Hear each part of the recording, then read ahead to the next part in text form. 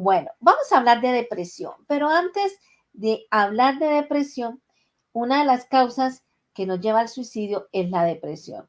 Y estaba mirando algunas estadísticas y créanme que es sumamente alarmantes. Vamos a hablar de estadísticas de Colombia y vamos a hablar de estadísticas en Estados Unidos.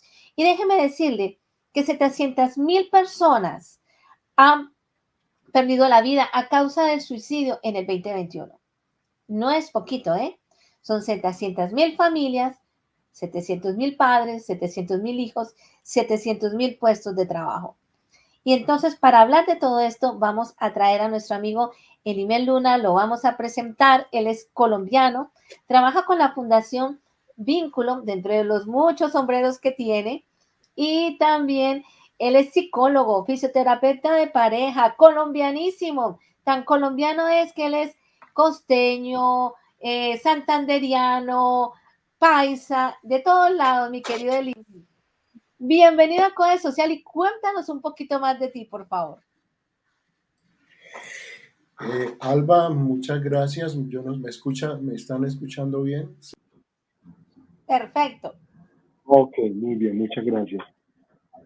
Sí, bueno, soy psicólogo, gracias a Dios, felizmente casado, tengo un hijo y hace un buen tiempo, ya hace unos meses atrás, vengo trabajando con la Fundación Vínculo, pero también he tenido experiencia, digamos, en el espacio de consulta y en el área educativa, atender todo lo que tiene que ver con los asuntos de la depresión. Eh, digamos, dentro de los factores, he trabajado con jóvenes, también con personas adultas y con adultos mayores en todo el tema de la depresión. Entonces, eso es básicamente, a grosso modo, tratar de hablarles un poquitico de mi experiencia al respecto de todo lo que he venido haciendo, lo que tiene que ver con la depresión. Hablabas ahora de unas cifras y realmente es alarmante lo que decías ahora. Es alarmante el hecho de que estamos en un momento muy crítico. Esto de la pandemia, eh, yo no sé qué tanto detonó o qué tanto hizo más visible el tema de la depresión, de la ansiedad, y bueno, ya estaremos hablando de esto un poco más a fondo. Claro que sí, Elimel. Y la verdad que dentro de los muchos especialistas que hemos tenido aquí en el tema de salud mental, desafortunadamente la pandemia ha venido a mostrar lo que había en el corazón de muchas personas, en su salud, en su mente, y también ha venido a agravar eh, por muchos temas de relaciones familiares, personales, de aceptación propia. Y leíamos que en Colombia las cifras son bastante tristes en cuanto al tema de la depresión, que en muchos casos lleva al suicidio. Y aquí en Estados Unidos tampoco la cosa parece más alentadora. Hablábamos que 700,000 personas en el mundo habían perdido la vida a causa de, obviamente, de muchas cosas, pero exclusivamente del suicidio. Y esto significa que un 35% entre 1999 y el 2018 ha aumentado esta cifra. Que las edad de rangos, escúchame bien, la edad de rangos, tanto en Colombia como en Estados Unidos, está entre los 10 y 34 años, dentro de los 10 añitos. Así que papás, mamás, muchas pilas. Es más, no sé si en Colombia lo están haciendo, pero muchas veces cuando tú vas aquí al médico, lo primero que te preguntan es rasgos de depresión. Y quiero que empecemos a hablar sobre eso, Elimel. Tú me decías que había que hablar de la depresión en las diferentes etapas de la vida, en la infancia, en los jóvenes, en los adultos y en el adulto mayor. Cuéntame qué es la depresión. Empecemos por ahí. ¿Qué es la depresión y cómo podemos detectar la depresión en esas etapas de la vida? Muy bien. Definir la depresión de manera simple no es tan sencillo. Sin embargo, sí podemos hablar de que la depresión es una enfermedad que se presenta de diversas formas, que van en ocasiones acompañada de dolores físicos, en las ocasiones hay un llanto excesivo, hay alteración del sueño, alteración de los hábitos de alimentación y sobre todo un aspecto que la caracteriza mucho está asociado con el tema de trastornos tanto del sueño como de la importancia o el deseo de realizar actividades que de manera natural las personas venían realizando. Digamos que está la desmotivación al trabajo, la desmotivación incluso al mismo sentido de la vida. Algunas personas entran a manifestar que la vida no tiene sentido. Así estén rodeadas de personas que les aman, que les valoran, que les respetan.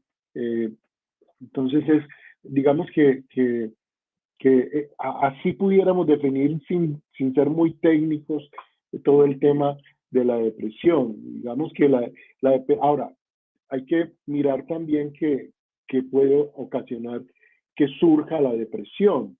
Entonces tenemos siempre la depresión está, digamos que en algunos casos, mejor, no digamos siempre, está asociada, digamos, a un evento traumático. Digamos que hay situaciones que pueden hacer evidente la depresión, por ejemplo, rupturas emocionales, la muerte de una persona cercana, las enfermedades graves o aún una enfermedad que no es tan grave puede generar depresión. La misma pandemia puede ocasionar depresión porque en algunos casos se puede dar el tema del desempleo. Por ejemplo, en países como el nuestro, la economía se ha visto muy golpeada con todo esto de la pandemia y se ha ocasionado una pérdida del empleo. También digamos que existe la posibilidad de que haya depresión a causa de tener que enfrentar un nuevo trabajo, por algún tipo de catástrofe e incluso por el tema de violaciones, que a veces no se toca este tema, pero que también está ahí presente, digamos, como causa de la depresión. Sintetizando, la depresión es, digamos, una enfermedad, un desequilibrio en la salud mental que está asociada con condiciones de tristeza. Ahora, hay que aclarar, no siempre la tristeza es depresión, pero que digamos que cuando hay una tristeza prolongada, cuando hay situaciones que acompañan a esta tristeza, entonces tenemos que observar qué es lo que está ocurriendo en lo que respecta a la depresión. Tremendo. Y o sea, ninguno en la vida, el email, tenemos una vida de rosa. La vida a veces digo que es como una montaña rusa, ¿no? A veces estamos o en la ola, en la cresta de la ola, y hay veces estamos revolcados por el agua al lado del mar. Y lo importante es aprender a vivirla. Lo importante es aprender a descubrir si estamos tristes, alegres, deprimidos, no deprimidos, y hablar. Aunque la depresión está dentro del rango de una enfermedad mental o una paréntesis de la enfermedad mental que puede ser estacionaria, permanente. Lo importante también es romper el estigma, que necesitamos ayuda y que esto no tiene edad. ¿Cómo podemos detectar una depresión en los jóvenes y en los niños y en la adolescencia, Elimel?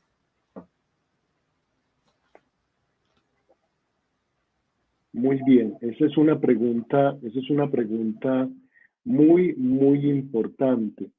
Digamos que en los niños hay unas, digamos, niños incluyendo entre los 8 y los 18 años de edad.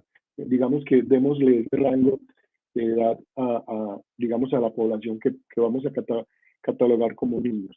Digamos que en el tema de los niños, jóvenes, adolescentes, ahí tenemos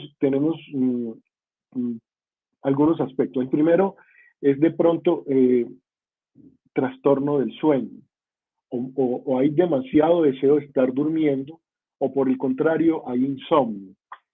Ahí digamos que puede haber una señal de alerta.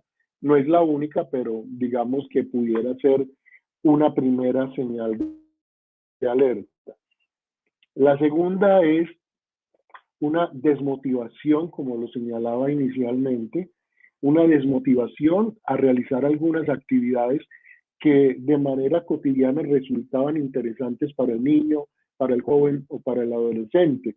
Practicar un deporte, compartir con la familia. Esa digamos que es otra señal. Pero aquí hay algo curioso que debemos de resaltar.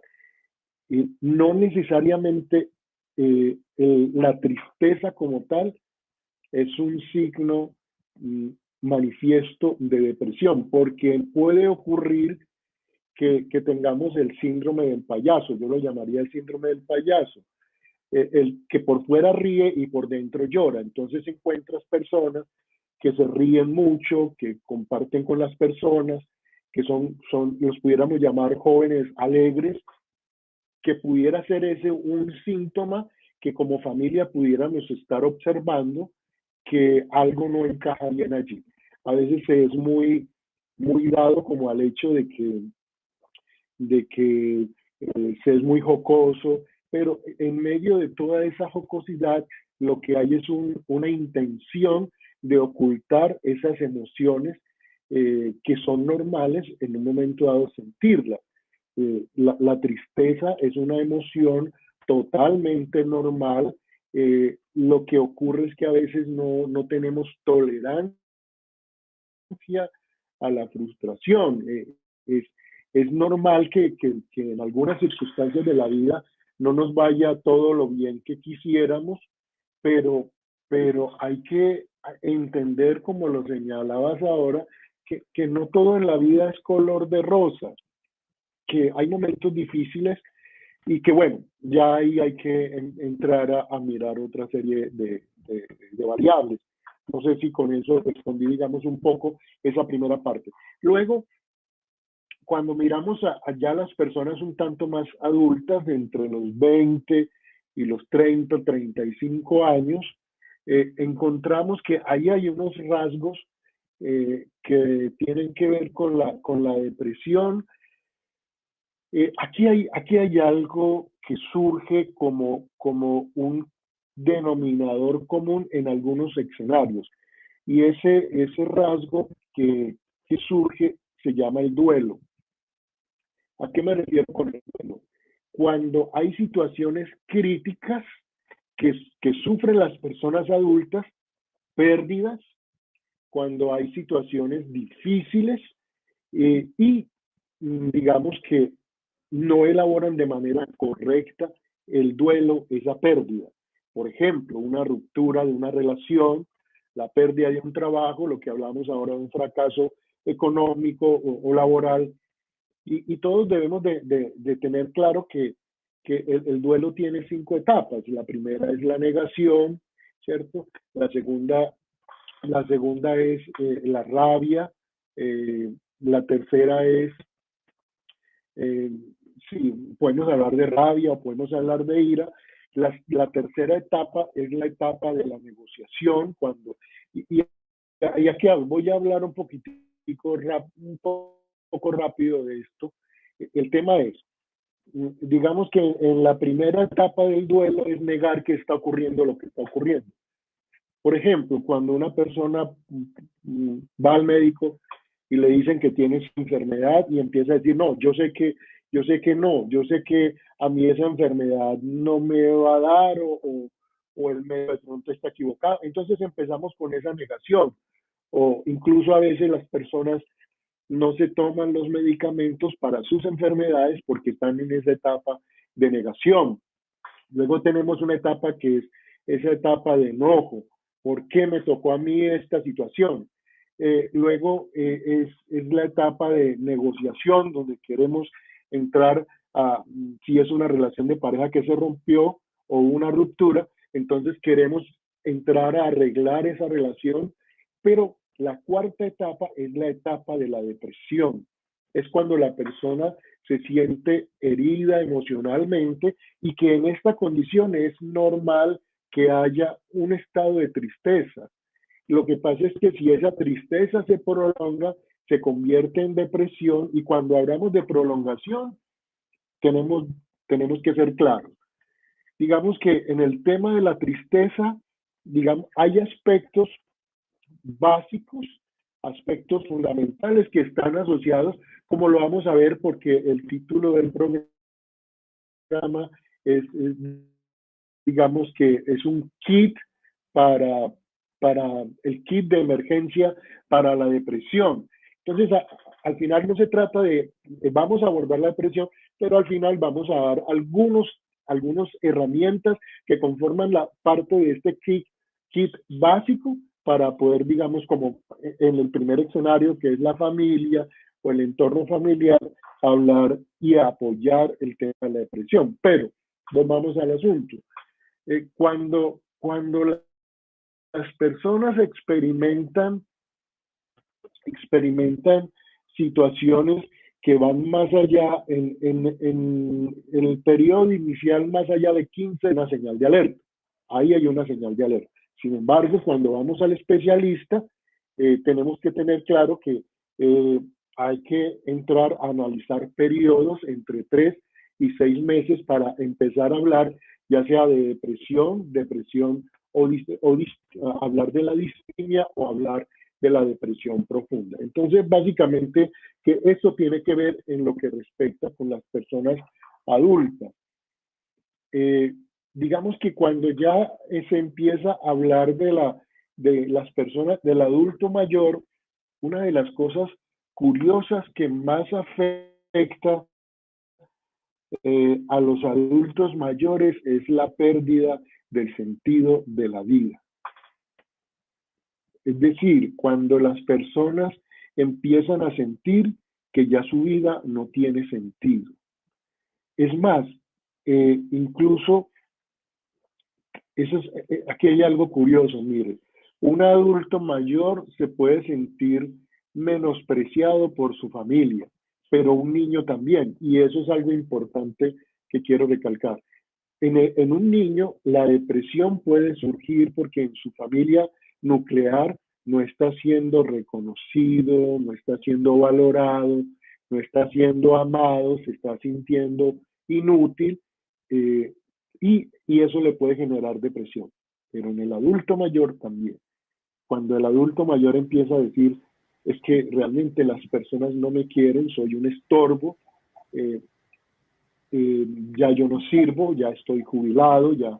Entonces, de pronto, digamos que eso es más notorio en países como el nuestro, en América Latina, donde de pronto el tema de la jubilación es un asunto complejo, pero es algo que lleva mucho a la depresión.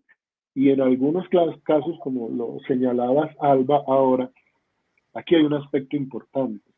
El problema es que eh, el tema de la depresión, es a qué nos puede llevar. Entonces ahí Eso es muy tendríamos que hablar importante. del Y eso es muy suicidio, importante que lo pero tengamos eso lo seguiremos claro. abordando luego. Ajá, gracias. Es muy importante que lo tengamos claro porque las relaciones en la familia, en el trabajo, en nuestro entorno, son de valorar, son vínculos que nos dan la estabilidad, son lo que nos da ese confort para seguir adelante y para tomarnos de la mano cuando lo necesitamos. Y allá quería ir. Realmente la depresión nos puede llevar a muchas cosas y el peor de los casos es el suicidio. Cuéntame un poquito, Elimel, ¿cómo podemos empezar a desarrollar esas herramientas cuando detectamos que tu hijo, tu adolescente, tu adulto mayor está atravesando con una depresión? Tanto los que estamos fuera como los que estamos metidos en el meollo. Muy, muy interesante tu pregunta, Alba. Y aquí hay que hablar de aspectos que fundamentalmente tienen que ver con la observación, ¿cierto? Si hablamos del núcleo familiar, aquí hay que tener cuidado, porque hablabas de algo muy importante que es el vínculo. Infortunadamente, y es que el tema de la depresión se conecta con muchas cosas, infortunadamente, a veces en la familia nuclear encontramos, digamos, aspectos asociados con eh, vínculos disfuncionales, por llamarlos de alguna manera. Y esos vínculos disfuncionales hacen que las personas en un momento dado, digamos, coexistan en un sistema familiar. Pero a veces no le damos la importancia que el otro realmente merece al interior de... Vivimos tan ocupados, tenemos tantas cosas que hacer en esta sociedad de la ocupación constante, eh, vivimos tan ocupados que perdemos de vista al otro que está allí cerquitica, al interior de nuestra familia. Entonces, digamos que en ese aspecto, lo primero es que hay que entender que cuando empieza a presentarse la depresión al interior de la familia, empezamos a notar algunos comportamientos que no son tan comunes eh, en el día a día de las personas. Y estoy hablando en el seno familiar, es decir, una familia nuclear, papá, mamá, hermanos, ¿cierto? Incluso, digamos que a veces viven tíos y viven los abuelos, y eso puede ocurrir, por ejemplo, en nuestros países. Sin embargo, específicamente en el seno de una familia que está el papá, la mamá, o que a veces incluso no está, sino solo la mamá y los hijos, que ocurre con alguna frecuencia en países como el nuestro, tenemos que entender que fundamentalmente lo que encontramos es que de manera inicial puede haber algunas situaciones que estén evidenciando un comportamiento distinto, y esto está asociado con el conocer a ese miembro de la familia. Las mamás casi siempre dicen, a mi hijo le pasa algo, no sé qué es, pero algo le está pasando. Que las mamás tienen ese, llamémoslo, sexto sentido, que son capaces, por el vínculo que hay con sus hijos, eh, de decir, a mi hijo le está pasando algo. Y si la mamá observa que algo le está pasando, es bueno decir, eh, acercarnos y empezar a observar qué pudiera estarle ocurriendo. Y aquí hay una primera herramienta, y es el diálogo. El diálogo tiene que existir al interior de nuestras familias. Es decir, hijo, ¿cómo estás? ¿Qué te está pasando? Incluso entre los mismos hermanos, cuando ya se tiene un poco de edad, es bueno entrar y decirle, eh, te noto extraño, porque lo ideal sería ¿qué te está pasando? De seguro le va a decir, a mí no me pasa nada. Sin embargo, esa aproximación es una forma de ayudar para que al interior de la familia se pueda ir entendiendo que hay un vínculo y que estamos preocupados por el otro. Es decir, hay que mostrar interés, hay que mostrar interés por el otro. Y yo pienso, Pero, Elimer, que, sí, perdóname, que cuando uno le pregunta a dale. alguien, no me pasa nada, seguro que pasa algo. Entonces hay que ser inteligente y darle la vuelta a la situación, ¿no? No a veces indagarle por otro lado, preguntarle, hacerle de otra manera, cuéntame de tu vida, que por algún lado se tiene que destapar. Muy bien. Y has tocado un aspecto importante que se llama la empatía. Y es que realmente a veces la palabra empatía es quizás conocida, digamos, y es el hecho de que la empatía es la capacidad de ponerme en el lugar del otro, que a veces nos cuesta. Hablamos mucho de empatía, pero a veces no valoramos ni dimensionamos lo que es. Entonces, sí, ya podemos ir hablando de algunas herramientas. La primera herramienta es el interés, mostrar interés auténtico por el otro. Y estamos hablando en el primer escenario, que es la familia. Entonces, interesémonos auténticamente por el otro. Mire, no pensemos que, no pensemos que eso es una bobada, perdóname la expresión coloquial, pero es que en países como el nuestro decimos, es que eso es una bobada, usted se embobó, ¿qué es eso de depresión? No, échele ganas, como dicen los mexicanos. Eso a la vida hay que echarle ganas y hay que luchar. Realmente el asunto no es tan sencillo como eso. Tenemos que, en primer lugar, vuelvo al punto, mostrar interés por el otro y un interés auténtico. En segundo lugar, empatía. Es ser capaz de ponerme en el lugar del otro. En mi familia yo no soy terapeuta, en mi familia yo soy un miembro más que de una o de otra manera el otro debería de importarme. Entonces, bajo el principio del amor, yo soy capaz de ponerme en el lugar de entender lo que estás viviendo. Digamos, es mostrar que se puede escuchar de manera activa. Por ahí empieza la empatía.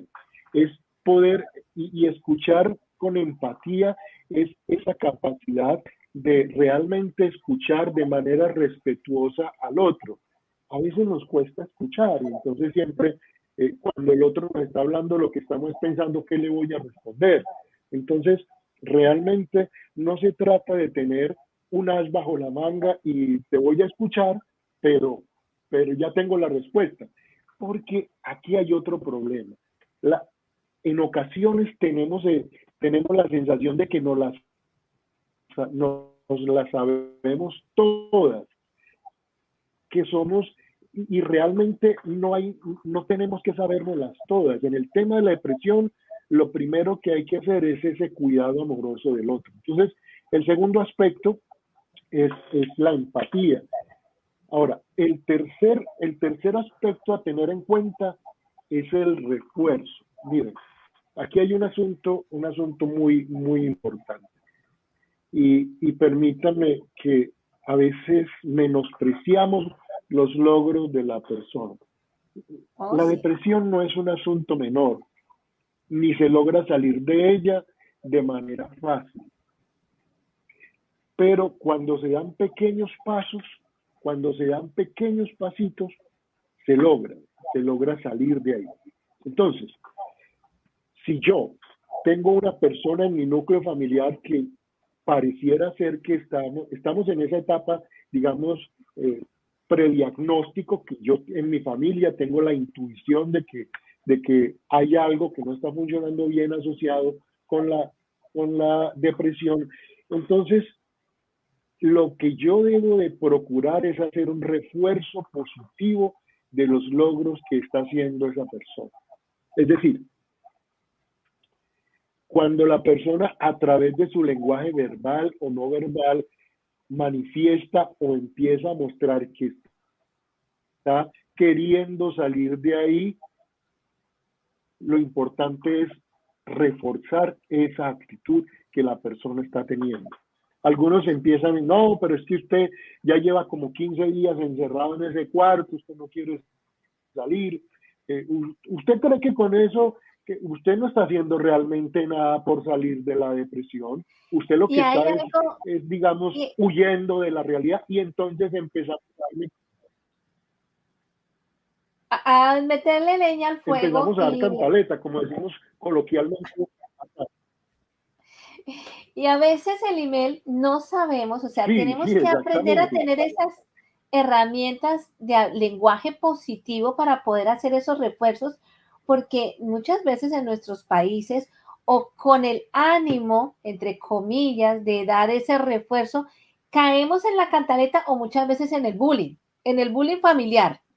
Entonces empezamos a reírnos, a Sí, de acuerdo. burlarnos, o es que usted no sabe, o es que, ¿qué le pasó? O muchas veces a burlarse del estado de la persona cuando lo que debemos es aprender a cambiar nuestra manera de hablar y darle el valor que tiene y que todos podemos pasar. Y ojo, queridos amigos, los que nos escuchan, cristianos, no cristianos, católicos, esto no tiene condición de raza, de religión ni de edad. A cualquier persona le puede dar, por más, entre comillas, mentalmente estable que esté. Cualquier persona puede llegar a un momento de depresión en su vida. Entonces, como familia, qué bueno eso que has dicho de poder reforzar esos pequeños avances y los que estamos afuera y los que estamos y podemos estar también adentro, también valorar esos esfuerzos que estamos haciendo para salir de ahí. Entonces, voy a hacer un Sí, sí. recuento de lo que nos has dicho. Y estás El diciendo, diálogo. dices algo muy, sí, dale, dale, dale, dale, dale, dale. El diálogo, Sí, sí, interesarse y preguntar, ser sí, el empáticos diálogo. y tener refuerzo por Sí, los logros. Y aquí también nos dice, Carmen Gallego nos dice, compasión, el mismo sentir, que también hace parte de esa empatía, tener esa compasión. Ahora sí, te he dado la palabra que yo me emociono con este tema, Elime, no lo puedo evitar. porque es que no, y de verdad, es que este es un tema apasionante, pero aquí hay algo. A veces en las familias somos muy crueles con el otro. A veces somos, entonces eso que tú llamas bullying es evidente, o sea, pero a veces es un bullying cruel. Entonces, al interior de nuestras familias a veces somos crueles con los que están cercanos a nosotros y esto hace mucho daño, ¿cierto? Porque terminamos minimizando lo que el otro está viviendo y a veces echamos por el piso, pudiéramos llegar a echar por el piso eh, todo aquel esfuerzo porque aquí hay algo muy importante. Cuando las personas están viviendo una situación de depresión, eh, no es algo que se inventaron. O sea, realmente es una enfermedad, es como una gripe, como un catarro, como el COVID, como cualquier enfermedad. Esta es una enfermedad mental y lo que pasa es que se dan igual que una enfermedad física, se dan condiciones para llegar a ello. Y la verdad es que cuando una persona sufre de depresión, no es que se la inventó de la noche a la mañana, como dicen algunos, uno se encuentra a veces con algunas personas crueles que dicen no, y familiares, cuando incluso algún familiar acompaña a una persona que está atravesando por depresión, es que eso se lo inventó para huir de su realidad. Es que eso se lo inventó porque es que él no quiere asumir sus responsabilidades y entonces la excusa que ahora se inventó es que está deprimido. Eso no ayuda, eso realmente no ayuda. Y sí tenemos que ser muy respetuosos con esa parte. Entonces, eh, eh, el siguiente aspecto que hay que tratar de aplicar al interior de la familia es parafrasear lo que la otra persona, no leamos el pensamiento del otro, verifiquemos.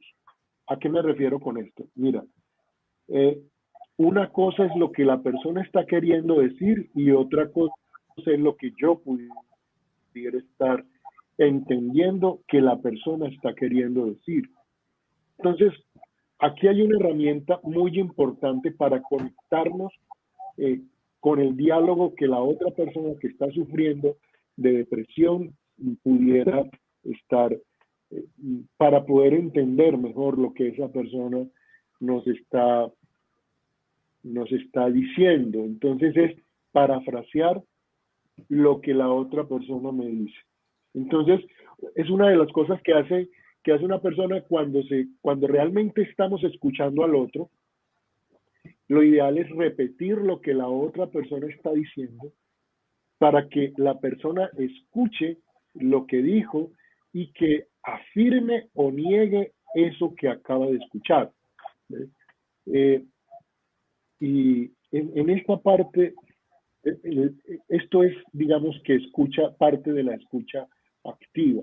Es la posibilidad de no querer cuestionar lo que el otro me está diciendo, porque vuelvo al punto, yo no me las sé todas, yo soy un miembro más de la familia, y lo que debe estar primando sobre todo esto es el hecho real de querer apoyar emocional, incluso físicamente, a la otra persona. Entonces, si yo estoy escuchando algo y esto está asociado con el refuerzo, si yo estoy escuchando algo, incluso para no caer en el refuerzo de algo negativo, yo pude haber entendido algo y puede haber estado equivocado en la comprensión que tuve de eso que escuché. Entonces, verifiquemos lo que escuchamos de la persona que está en depresión, la persona en crisis. Entonces, aquí, ¿cuál es el punto? El punto es tratar de poner en nuestras propias palabras lo que la otra persona está tratando de decirnos. Y esto significa, además de que esto le va a señalar a la persona que está atravesando por la crisis depresiva o por la situación de depresión, que está siendo escuchada. Si lo que yo le repito es lo que realmente ella quiso comunicar, entonces ella va a sentir, esta persona realmente está interesada en ayudarme, me está escuchando, me está prestando atención. Y finalmente hay algo que yo no sé si yo no hablo de esto en sentido de un orden específico, pero creo que este es un aspecto muy importante. Además de todo lo anterior, es muy importante, sobre todas las cosas, preguntarle al otro. Si ya hemos atravesado, quizás el preguntar, usted me pudiera decir, eso debería de ser lo primero. Sí, es probable que eso sea lo primero, pero es que el preguntar debe de transversalizar todo el apoyo. Permanentemente debemos de estarle preguntando a la persona en crisis, ¿cómo estás? ¿Te estás sintiendo mejor? Y aquí hay un aspecto muy importante que tiene que ver con el refuerzo, y es, veo que te estás sintiendo mejor. O sea, valorar los pequeños cambios de actitud. ¿Por qué? Porque eso va a hacer que la otra persona sienta, y la idea aquí no es engañar, la idea aquí no es inventarnos cambios que realmente no existen, no. La idea aquí es potencializar los pequeños cambios. Es decir, si la persona optó por levantarse temprano, potencialicemos eso. Sí, y una pregunta. Ya hemos pasado, vamos a decir, pasamos todo este proceso del diálogo, interesarse, preguntar, que ya sabemos que preguntar tiene que ser durante todo el proceso. Yo creo que todos los días tendremos que preguntar, todos los días tenemos que sentirnos empáticos.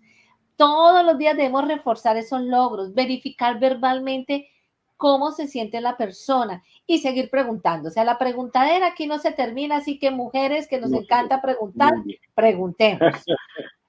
Sí. Pero ya la persona dice, ok, tengo un problema, estoy depresiva. La persona debe contar con el consentimiento para ir a una terapia, para consultar a un psicólogo, o no todas las personas necesitan ir al psicólogo.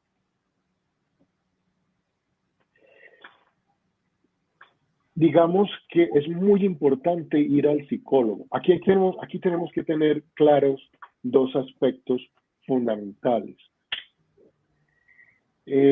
aspectos fundamentales, y es que la depresión tiene niveles, y los niveles, bueno, lo ideal es que si yo en mi condición de familiar, de persona que pertenezco a la familia nuclear, definitivamente entiendo que mi hermano, mi primo, mi tío, mi papá está en un estado de depresión.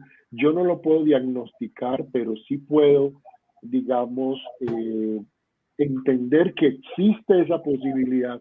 Lo ideal es decirle, tú necesitas ayuda de un profesional. Tú necesitas ayuda profesional, necesitas acompañamiento profesional. ¿Qué va a hacer el psicólogo? El psicólogo va a hacer un diagnóstico si es una distimia, una depresión leve, si es una depresión o es una depresión profunda. Hay casos incluso en los que la depresión va a requerir de ayuda psiquiátrica. No es solamente quedarnos con sé que algunos de mis colegas psicólogos van a decir que de pronto estoy siendo exagerado, pero la verdad es que de manera responsable a veces necesitamos también remitir al psiquiatra. Entonces ¿qué hace el psicólogo? La primera fase sería el acompañamiento de un profesional en psicología, un psicólogo. ¿Sí? Y a partir de ahí, el psicólogo puede llegar a dimensionar si con la sola terapia psicológica se puede, digamos, solucionar o apoyar para que la depresión desaparezca o se disminuya. Si en un momento dado ese psicólogo dice, realmente esta persona, además del tratamiento psicológico, necesita ir donde el psiquiatra, hay que remitirlo y hay que hacerlo. ¿Por qué? Sobre todo en casos de ideación suicida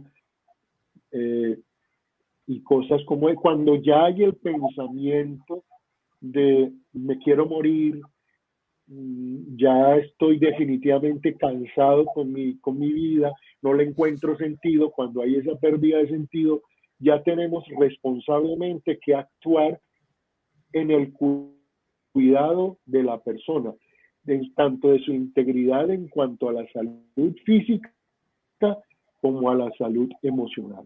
Entonces, eso digamos que sería el proceso, Alba, para hablar al respecto de eso.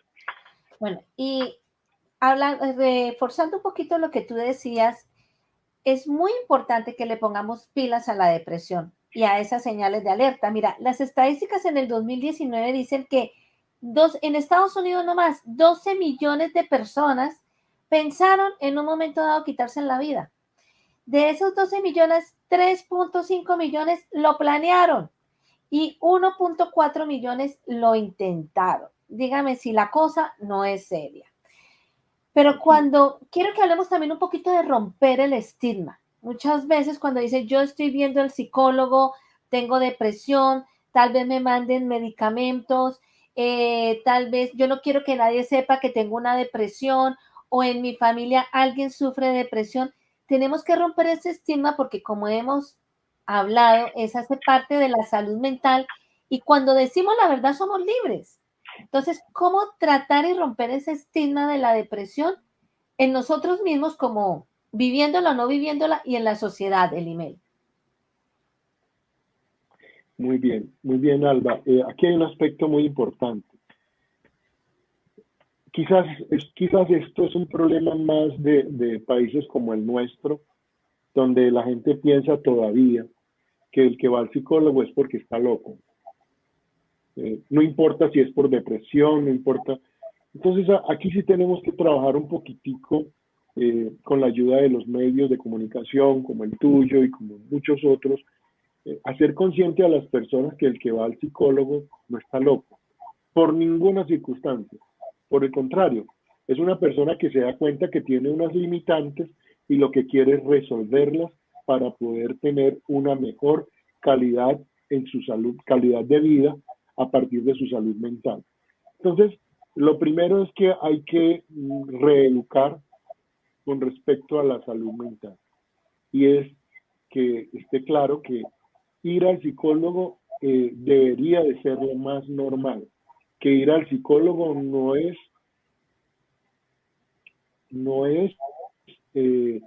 realmente un tema que esté asociado con algo peyorativo, con algo malo, con algo que no. Ir al psicólogo es una oportunidad maravillosa que nos estamos brindando de mejorar nuestra salud mental.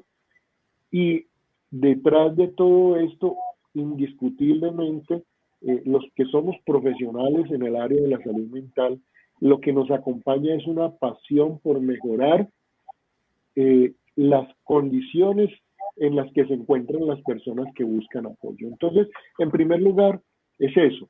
Necesitamos reeducar en el tema de salud mental. Nosotros, y valga aquí un poquitico señalarlo, con Carmen Gallego y con otro grupo de terapeutas, hay algo que nosotros hacemos y trabajamos desde ese aspecto de lo profesional, desde la psicología, pero también desde esa condición de seres humanos. Cuando alguien entra en contacto con nosotros, estamos procurando que las personas, también el paciente como tal, elabore ese temor que se experimenta, porque el bullying social, por llamarlo de alguna manera, la crítica social, la influencia social, para llamarlo desde la psicología social, la influencia social te dice, no tienes que ir al psicólogo. Pero la realidad es que sí.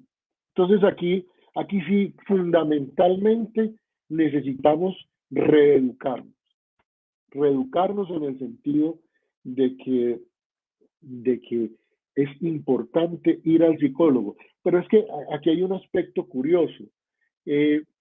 Incluso en el tema de la salud, de ir al médico como tal, ha existido la cultura de que tiene que haber una visita al médico que sea, digamos, curativa, no una visita al médico preventiva. Entonces, eso ha estado inmerso en nosotros y siempre esperamos hasta el último momento para acudir de un profesional, ya sea de la salud física o de la salud emocional. Entonces, digamos que fundamentalmente es eso. Necesitamos un poco de reeducación al interior de la familia. Necesitamos entender que ir al psicólogo es bueno, no es malo, que realmente es positivo ir donde el psicólogo. Es más, vean, con todo respeto, a veces uno se sorprende que en algunas culturas incluso a veces ponen su salud mental en manos de personas que culturalmente ellos consideran que son apropiados, pero que a veces no cumplen con los requisitos. Entonces hay que también tener cuidado con eso. Pero sí, fundamentalmente yo te diría que necesitamos reeducarnos para entender que es importante ir al psicólogo. Claro que sí. Y quiero agradecerte, Limer, así que si ustedes, los que nos están escuchando, quieren pedir una cita con el Limer Luna, lo pueden hacer a través de la Fundación Vínculo.org, o si quieren tener preguntas ya más privadas y tener algo sobre alguna cita o alguna situación en particular, pues mire, ustedes pueden por WhatsApp al más 57, que es de Colombia, 319-783-5082.